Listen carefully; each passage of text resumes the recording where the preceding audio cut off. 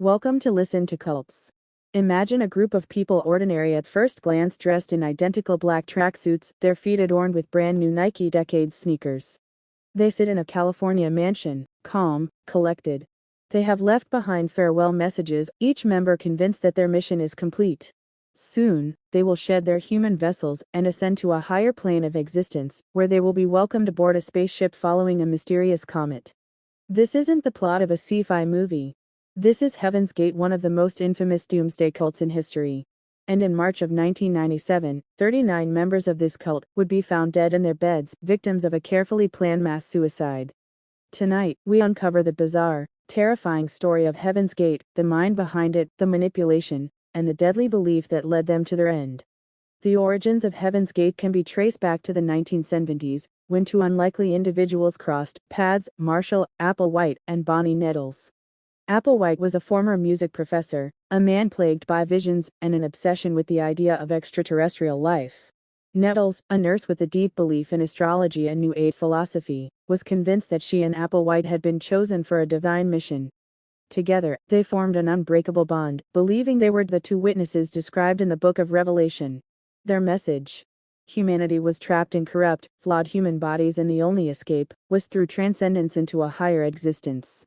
They soon began traveling across the United States, gathering followers who shared their apocalyptic vision.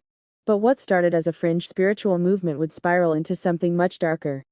Heaven's Gate wasn't just another cult, it was a unique fusion of Christianity, science fiction, and conspiracy theories. Applewhite and Nettles preached that Earth was about to be recycled, wiped clean of all imperfections and corruption. But there was a way out. Their followers were taught that they were not truly human. Instead, they were extraterrestrial souls trapped in mortal bodies, and their true home was far beyond this planet. Their only way to escape: to reject their earthly attachments and prepare for the journey to the next level. They believed that a spaceship, yes, a literal spaceship, was traveling behind the Hale-Bopp comet, waiting to take them to salvation. And when the time came, they would shed their human containers and join the evolutionary level above human. But there was a catch. Only those who were completely obedient, who fully surrendered their individuality, would be allowed to board. And that obedience, it would demand unthinkable sacrifices. Cults thrive on control, and Heaven's Gate was no different. Applewhite demanded absolute devotion. Members were required to cut ties with family and friends. Any connection to the outside world was seen as a dangerous distraction. They gave up their jobs, their possessions, their identities, even their names. They adopted new, strange names like Tolody, Jnnody, and Rkkody to separate themselves from their past lives. But the control ran deeper than that. Applewhite believed that in order to reach the next level, members had to suppress all human desires, especially sexuality. Some male members, including Applewhite himself, went as far as to undergo castration, believing that removing their urges would make them purer beings. This wasn't just a group of believers. This was a complete surrender of self. And once you were in, there was no turning back. For decades, the group remained in seclusion, waiting for a sign. Then, in 1997, they believed it had finally arrived: the Hale-Bopp comet. To them, this wasn't just a celestial event. It was the prophecy fulfilled. Applewhite told his followers that the time had come. The spaceship was finally here, hidden behind the comet's bright glow. But in order to board it, they had to leave their human bodies behind. Over the course of 3 days, the members of Heaven's Gate prepared for what they called their graduation. Dressed in identical black outfits with patches reading "Heaven's Gate Away, Team," they took a lethal cocktail of phenobarbital, mixed with applesauce and vodka, lay down in bunk beds, and covered their faces with purple shrouds.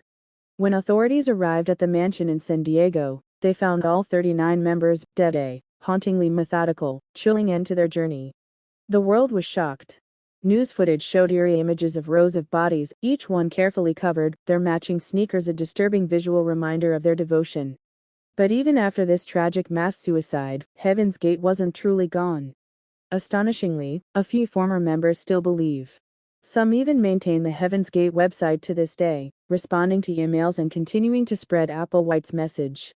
It begs the question: how does a belief so extreme survive, even after its followers are gone? And perhaps more chillingly, could it happen again? Heaven's Gate is more than just a bizarre footnote in history, it's a warning. Cults don't always appear as dangerous or manipulative at first. They often promise answers, purpose, enlightenment. And sometimes, even the most intelligent, well-meaning people can fall into their grasp. So, how do you protect yourself? Question everything. Never blindly follow a leader or ideology. Trust your instincts. If something feels off, don't ignore it. Stay connected. Isolation is one of the strongest tools cults use for control. What do you think? Could you have spotted the red flags of Heaven's Gate? Or could you, too, have been drawn in by the promise of something greater? Let's discuss in the comments. And remember, question everything.